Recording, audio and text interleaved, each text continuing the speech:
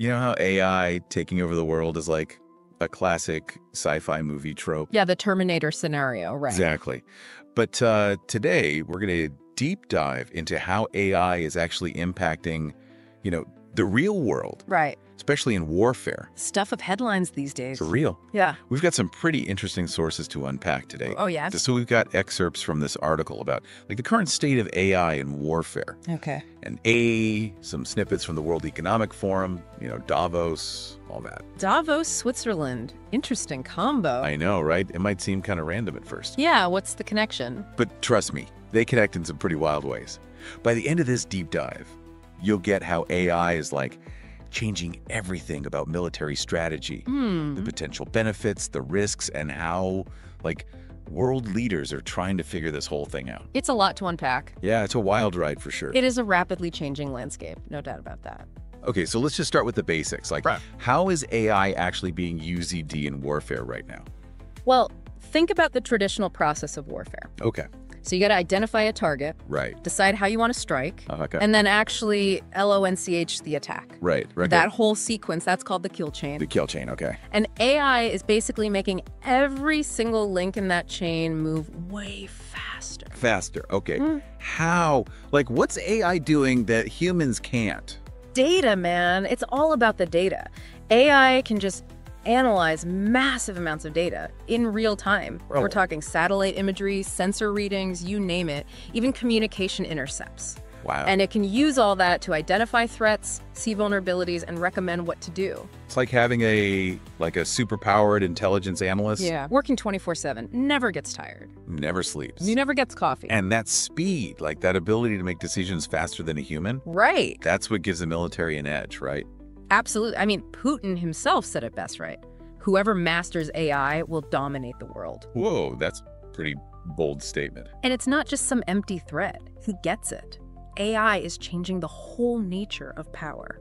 Okay, so what specific AI technologies are we actually talking about here? Well, let's take computer vision. Okay. It's basically giving a computer the ability to see, but on a whole nother level. Yeah, superhuman vision. Way beyond. They can analyze images from drones, satellites, you name it, even street cameras. Spotting stuff a human would never get. Like finding a needle in a haystack kind of thing. Totally. Imagine trying to find a camouflaged enemy position in a dense forest. Yeah. A human analyst would be poring over photos for hours, right? But AI, minutes, maybe even seconds, analyzing tiny color variations, textures, even shadows. Wow. It's about finding patterns that are totally invisible to us. So that kind of analysis, you could use that to direct attacks, make strategic decisions. Exactly. And it's not just images. AI can also, integrate data from all kinds of sources. Really? Oh, yeah. Radar signals, troop movements, even social media posts. Oh, wow. To build a crazy, comprehensive picture of the battlefield. It's like putting together a giant puzzle, but AI does it instantly. It's like that. It's called data fusion. It gives a level of situational awareness we could only dream of a few years ago. So AI is taking all this raw data, making sense of it, and turning it into, actionable intel. Exactly. And get this, it can even recommend specific targets. Really? Yeah. Taking into account the enemy's defenses, potential for collateral damage, the whole strategic picture. Wow. It's like automating the decision-making process, making it faster and arguably more efficient. I mean, doesn't that raise some, serious ethical questions? Are we really okay with machines making life or death decisions on a battlefield? It's one of the biggest debates right now, for sure. And it's not just theoretical anymore. This tech is being used in real-world conflicts today. Oh, wow. So, where are we seeing this on the front lines? Give us some examples. Well, there have been reports about Israel using AI systems to help pick targets in Gaza. And then you have the war in Ukraine. It's like a testing ground for AI applications. Both sides are using it for everything, from battlefield analysis to drone operations. So Ukraine is like a real-time laboratory for how this stuff can be used. You could say that. And it's not just the militaries themselves. Right. American tech companies are getting in on the action too. Oh, really? Yeah, they're developing AI software for military use. There are systems that can analyze satellite imagery, pinpoint potential targets, even in like crazy urban environments. It's super precise. So this is all happening really, really fast. Yeah. Sounds like a future of warfare might be less about boots on the ground. Right. And more about like algorithms duking it out in the digital space. Yeah, that's a very real possibility. Wow. And it brings us back to that idea we mentioned before, the whole intelligent age thing. It's a buzzword, for sure. It is. But it's more than that. It's realizing that AI is changing the game, like in every aspect of human life. And that includes warfare. And that's where the World Economic Forum, Davos, comes in. Exactly. Davos is where, the world leaders, the CEOs, the big thinkers all get together. They talk about the big global issues. Yeah. And AI has been a major topic there for a while now. Remember Putin's statement about whoever masters AI dominating the world? Искусственный интеллект – это будущее не только России, это будущее всего человечества. Здесь колоссальные возможности и трудно прогнозируемые сегодня угрозы. Тот, кто станет лидером в этой сфере, будет властелином мира. И очень бы не хотелось, чтобы эта монополия была сосредоточена в чьих-то конкретных руках. Поэтому мы, если мы будем лидерами в этой сфере, также будем делиться этими технологиями со всем миром, как мы сегодня делимся атомными технологиями, ядерными технологиями. Но чтобы не стоять в конце очереди, нужно над этим работать уже сегодня. Well, Davos is where everyone is trying to figure out what that dominance might actually look like and how to prevent, the worst case scenarios. So it's not just about the technology, it's about the geopolitical implications too. Exactly. AI is reshaping the balance of power globally. It's creating opportunities, but a lot of new risks too. Yeah. And one of the big questions at Davos is about how to actually govern this technology. Yeah. How to make sure it's used responsibly, how to create some international rules, some regulations. That sounds like a pretty tall order, especially with this tech moving so fast. It is. It's a huge challenge, but the stakes are incredibly high. It's not just about preventing wars, it's about making sure AI benefits humanity as a whole. Okay, so we've talked about AI and warfare, the global implications, but I'm kind of curious how specific nations are trying to, get ahead in this intelligent age. Our article mentioned this Stargate project that President Trump launched. Oh yeah, Stargate. What's that all about? It's my honor to welcome 3 of the world's leading technology CEOs. And in the case of Larry Ellison, it's well beyond technology. He's sort of CEO of everything. He's an amazing man, an amazing business person. But to announce the largest AI infrastructure project by far in history, and it's all taking place right here in America. As you know, there's great competition for AI and other things, and they're coming in at the highest level. We're joined by Oracle Executive Chairman Larry Ellison, SoftBank CEO, my friend Masa Yoshi-san, and CEO of OpenAI, and I would say by far the leading expert based on everything I read, Sam Altman. So that's great that you're coming in together. That's a massive group of talent and money. Together, these world-leading technology giants are announcing the formation of Stargate. So put that name down in your books, because I think you're going to hear a lot about it in the future. A new American company that will invest $500 billion at least in AI infrastructure in the United States, and very, very quickly, moving very rapidly, creating over 100,000 American jobs almost immediately. This monumental undertaking is a resounding declaration of confidence in America's potential under a new president. Let me be a new president. I didn't say it, they did. So I appreciate that, fellas. But it'll ensure the future of technology. What we want to do is we want to keep it in this country. China is a competitor and others are competitors. We want it to be in this country, and we're making it available. Basically, it's the U.S. trying to become a computing power empire. A computing power empire? Yeah. They're building these massive data centers all over the country. The goal is to give the U.S. a major advantage in the race to develop, really advanced AI. So why is computing power so important for AI? Think of it like this.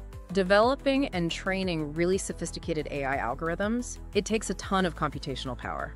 Oh. It's like feeding a monster, you know? Yeah. And the Stargate project, that's like giving the US the biggest feeding trough in the world. They want to outmuscle everyone, especially China, when it comes to raw computational resources. So it's like another kind of arms race, but this time it's about who has the biggest computers. Kind of, yeah. But there's a twist.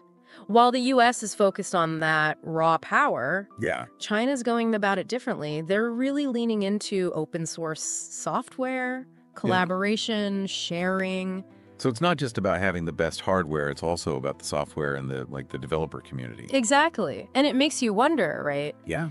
Is brute force really enough to win this AI race? Or are things like, collaboration, open innovation just as important? That's a really good question. I'm starting to see how all these pieces fit together. The technology, the geopolitics, the ethical questions. It's a lot. It is. It's a lot. Before we move on, though, I just want to make sure, what's the main thing you want listeners to get about the state of AI and warfare right now? The biggest takeaway, this isn't sci-fi anymore. This is happening now. AI is already shaping the battlefield, and it's only going to get more intense. We need to be talking about this seriously, about the risks, the possibilities, and how we want to shape how this tech is developed and used. Yeah, for sure. It's a conversation that needs to be had. So we just left off talking about how the U.S. is trying to dominate AI development with all that computing power, that Stargate project. Right, raw power. But you mentioned China's taking a different route, right? Yeah, more open source, collaboration, all that. So which approach, actually wins? Tough to say, honestly. It's not just about, one versus the other. I think what we're seeing is there are different paths to AI development. Right. And different countries, they're going to pick their strategy based on their own, strengths and weaknesses. So it's not a one-size-fits-all kind of thing? No way. The US, they've got a lot of resources, expertise, all that computing power. But China. Yeah. They've got a massive pool of talented engineers. And their tech sector, it's incredibly agile. They can adapt really fast. So the U.S. might be the heavyweight, but China's the nimble fighter. Yeah, something like that. So it's not just about who has the biggest computers then. It's way more than that. You got to look at the whole ecosystem, the hardware, the software, the data, the people, even the policies, everything. Like a whole web of interconnected things. Exactly. It's a complex landscape, that's for sure. Okay, so it sounds like in this AI race, there's no clear winner yet. Everyone's kind of figuring it out as they go. Yeah, it's early days still. A lot of moving parts.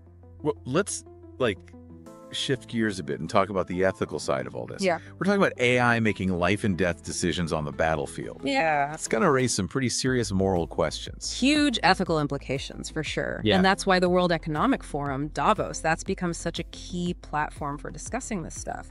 It's not just about the technology, it's about the impact on society. Bringing in world leaders, ethicists, industry experts, all trying to wrestle with these questions. So, what are people saying?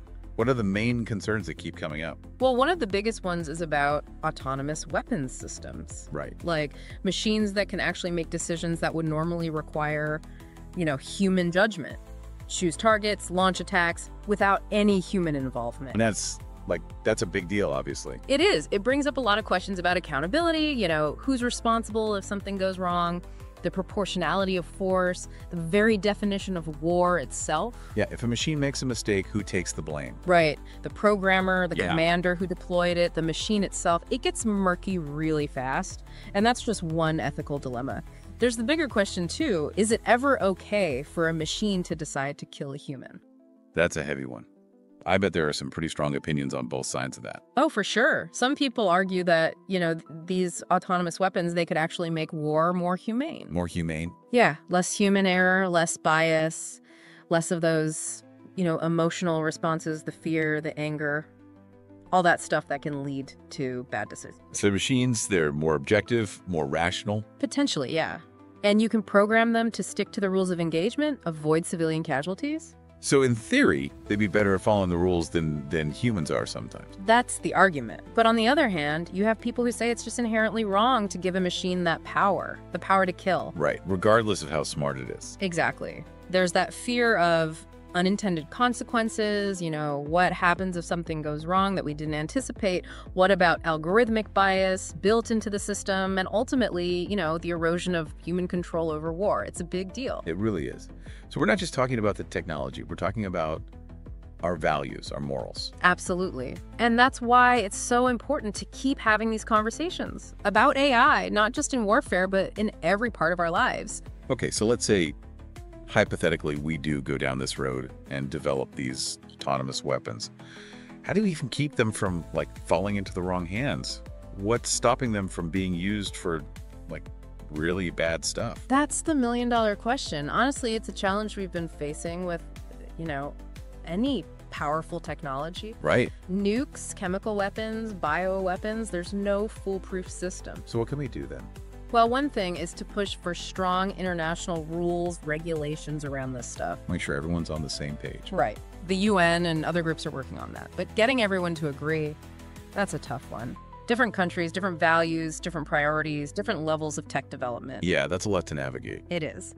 And meanwhile, the tech keeps advancing. It's like we're trying to set up rules for a game that's constantly changing. Yeah, good analogy. Which means we can't just sit around waiting for the perfect solution to appear, Gotta be proactive, think ahead, work together to make sure this technology is used for good.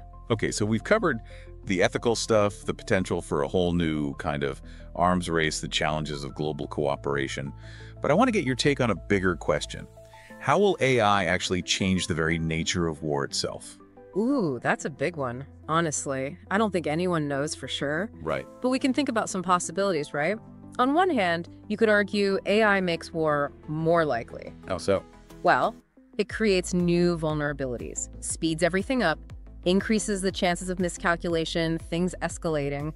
Imagine a scenario where an AI system misreads, like a radar signal or a satellite image, triggers an automatic response, and things spiral out of control. Like a super high-tech version of the Cuban Missile Crisis, Yeah. where a false alarm almost led to nuclear war. Exactly. That kind of thing, it's a very real possibility. But then again, you could also say AI makes war less likely. How? Well, it could lead to new forms of deterrence, make defenses stronger, make it harder for anyone to get a clear military advantage. So it could make things more stable in a way. Maybe. It's like a double-edged sword. Ultimately, what happens depends on a ton of factors.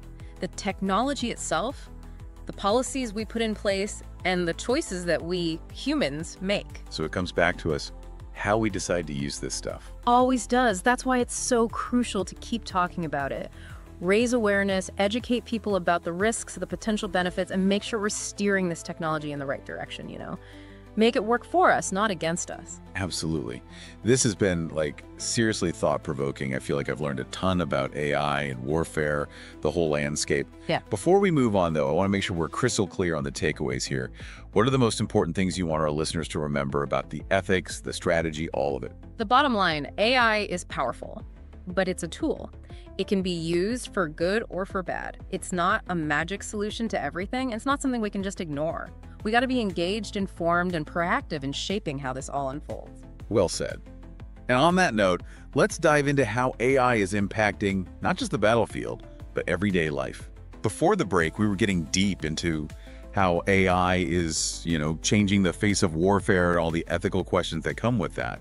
But AI isn't just limited to the battlefield, right? Oh, absolutely not. I mean, think about it. You're probably interacting with AI every single day without even realizing it. Really? I mean, I know it's around, but I wouldn't say I'm running into it all the time. Oh, trust me, you are. Think about the last time you used a search engine or got a movie recommendation on Netflix or even had your credit card flagged for something suspicious. Oh, yeah, I guess you're right. I never really thought of those as AI things. You are. AI is kind of working behind the scenes all the time, making our lives easier, safer, giving us our entertainment fix. So it's kind of like silently making things better. Yeah, in a lot of ways, for sure. But we got to remember, there are always two sides to the coin. What do you mean? Well, some people are worried about the impact AI could have on privacy, with all the data that's being collected about us, everything we do online, what we buy, where we go. Oh, right. AI could be used to create these super detailed profiles of us. And then what? What could someone do with that? Well, it could be used for all kinds of things, some good, some not so good. It kind of gets into that whole Big Brother territory we talked about earlier. Right. Someone's always watching, even if we don't see them. That's a little creepy. Yeah, it's a valid concern, and it's something we need to think about seriously as this technology gets, more and more powerful. How do we balance all the good stuff AI can do with protecting our own, individual rights and freedoms? It's tricky. It's a tough one. Yeah. And I bet it only gets tougher as AI gets smarter. For sure. And that's why, we need to keep talking about it openly and honestly, not just in some tech bubble, but in the real world. It's about the ethics of AI, not just in war, but in everything we do. So we've got AI and warfare, AI and privacy. What else is it changing? I mean, what other parts of our lives are being reshaped by this? Well, one area that's already seeing huge changes is the job market. I mean, automation powered by AI is already changing the way we work. Right. The robots are coming for our jobs, right? It's not quite that simple, but yes, some jobs are definitely going to disappear. So what do people do? The good news is new jobs will be created too. It's not like a total doomsday scenario where robots just take over everything. Okay, that's good. It's more about, adapting. We got to be ready to learn new skills, keep learning our whole lives, and just be flexible, roll with the changes as they come. So kind of like how AI is always learning and adapting, we got to become more like AI ourselves. In a way, yeah. I mean, the key is to see AI not as some enemy, but as a tool, as an opportunity. It can free us from doing all those boring, repetitive tasks and let us focus on, more creative stuff that actually makes us feel fulfilled. And it can help us solve some of those really big problems we're facing.